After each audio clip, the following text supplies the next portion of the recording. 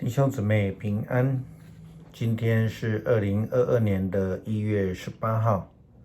今天的经文是诗篇145篇，雅歌书第4章第1到第8节，哥林多前书第1章第3到17节。今天要跟大家分享的主题是分裂的教会。前天主日的时候，在教会以加尔文的主张万民祭司来与大家分享信息。在主日的信息当中，我们有提到原文的意思其实不是万民祭司，而是信徒的祭司职责 ，the priesthood of all believers， 而不是这个没有万民 all people 因为呢，不相信的人是无法懂得如何来服侍。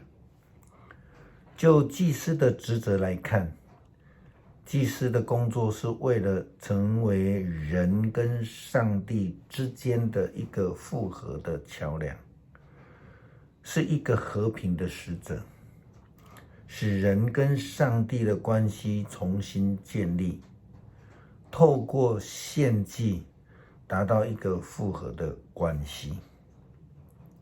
这样的和平的关系也应该要扩及到同工之间的关系。就如同哥林多前书12章的经文也提到，我们在下个礼拜主日的信息里面将会引用哥林多前书12章12节以后的经文，提到彼此的连结。教会应该是一个在真理、在爱里连结的一个团契，不应该是一个自我意识高抬、各自为政分裂的状态。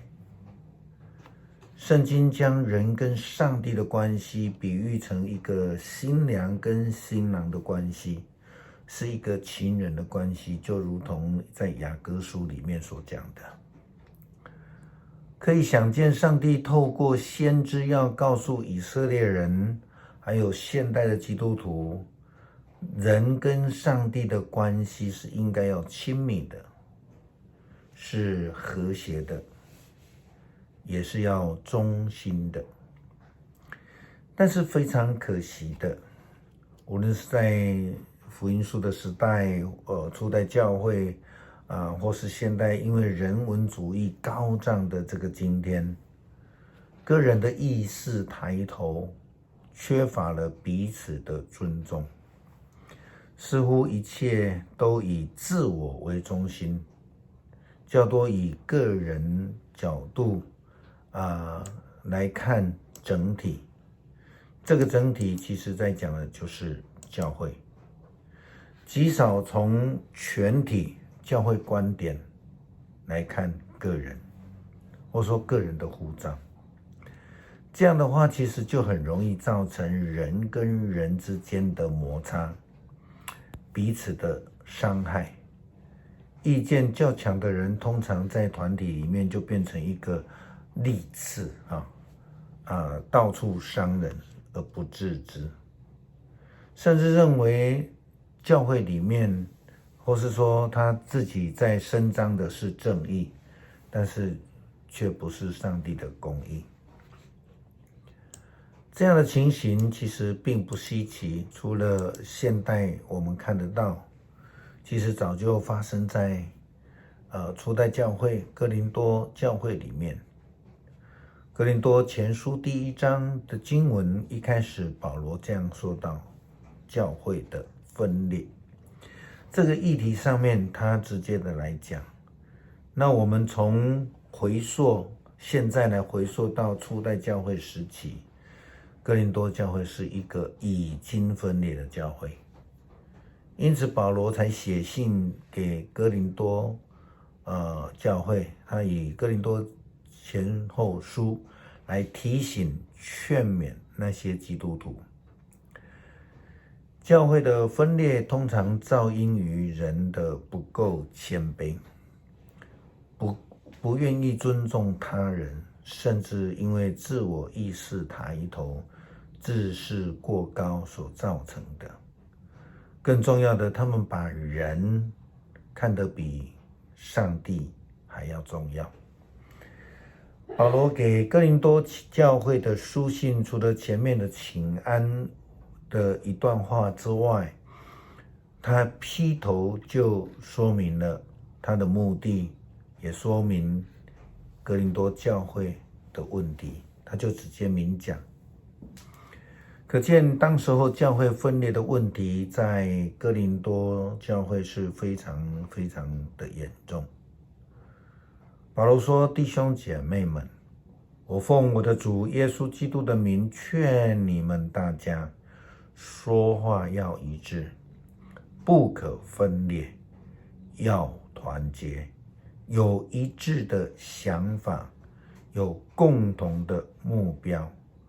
我的弟兄姐妹们，有格莱家的人坦白告诉过我，说你们中间有纷争。哥林多教会的问题是什么？其实就是以人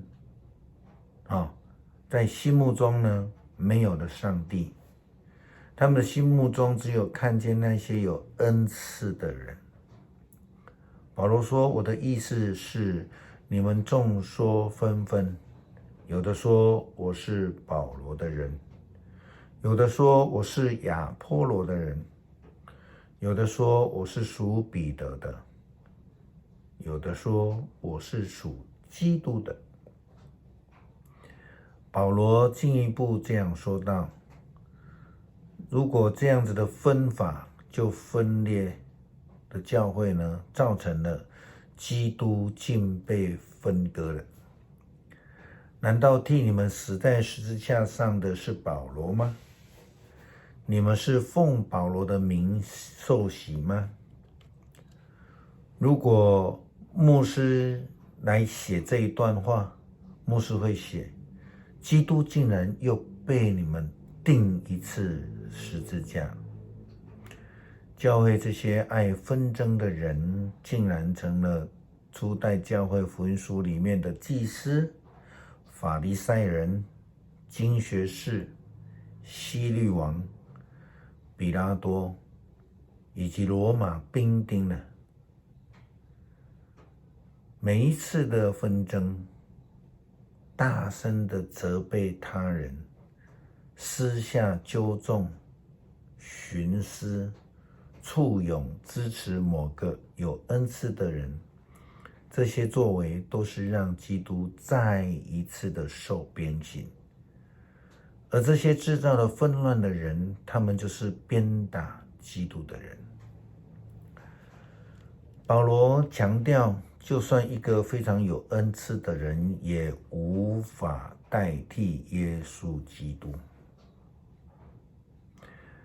更不是那一位在十字架上为人牺牲生命成为活祭的基督。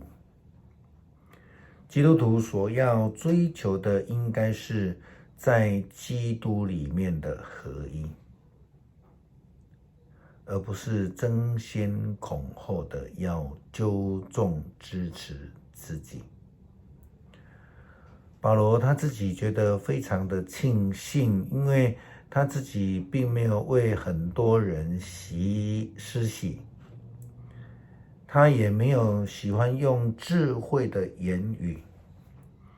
那关于这一点，牧师也会解释不同的角度，比如说是花言巧语，或是三寸不烂之舌。